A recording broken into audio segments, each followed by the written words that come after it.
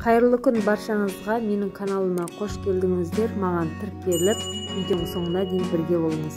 Самсалардын өтө дәмдүү, бир жегеннен аузуңузда ерип кететін өтө дәмдүү самса дайындайтын боламыз. Ыдысыбызга сармай, каймак бөлмө температурасында болуу керек. Үстүнө жумурткамыздын сарыуузун косатын боламыз. Мен венчиктин көмегі менен осылай жакшылап аралаштырып алдым. Сиз миксерде аралаштырсаңыз да болады. Міндетті түрдө бәрі бөлмө температурасында болуу керек. Үстүнө туз косамыз. Жарты касык менен, чайный касык менен ас судасын косуп, үстүнө 10% сирке суун куятын боламыз. Яны уксусубузду косамыз. Міндетті түрдө описание граммдарын бәрін калтыратын боламын.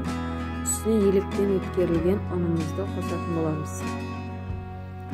Илеп осылай катты жумсак эмес, орташа камыр дайын болот. Мешогубузга салып, жарты саатка холодильникке коебуз.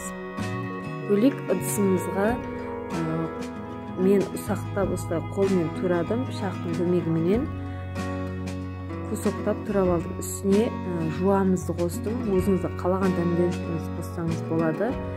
Мен паприка, аздап су, туз, карабаш косуп жакшылап аралаштырдым. Дайын болгон камырыбызды жарты сааттан кийин алып, майда бөлүктөргө бөлөтүн боламыз. Әр граммын 50 граммдан бөлүп алдым.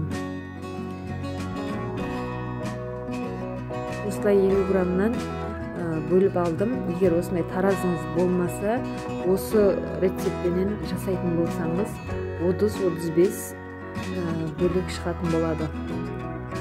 Камырыбызды жаюуду баштайбыз. Уктоодун көмөгү менен осылай доңгалак кылып жайып аламыз. Үстүнө фаршымызды салып аламыз. Етимизди коркпаңыздар, кыздар, ол міндетті түрдө жакшылап писеди. Мен осылай кусок кылып турап алдым. Саусагыбыздын көмөгү менен осылай көрүп турганыңыздай айландырып бүгүп, думалак кылып түйетін боламыз. Екіншісінде осылай кылып жасаймыз. Тағы да көрсөтейин.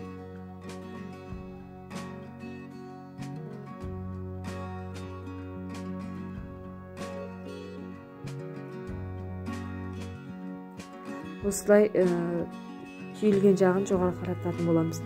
Осы барыста духовкамыз кызып турган болуу керек. Самсамыздын үстүнө мен ак уз менен сарысын аралаштырып, самсаларымыздын бетине жагып чыктым. Үстүнө өзүңүздүн каалаганын койсоңуз болот. Күнжөт, мак койсоңуз болот. Мак койсоңуз өтө адемі болот.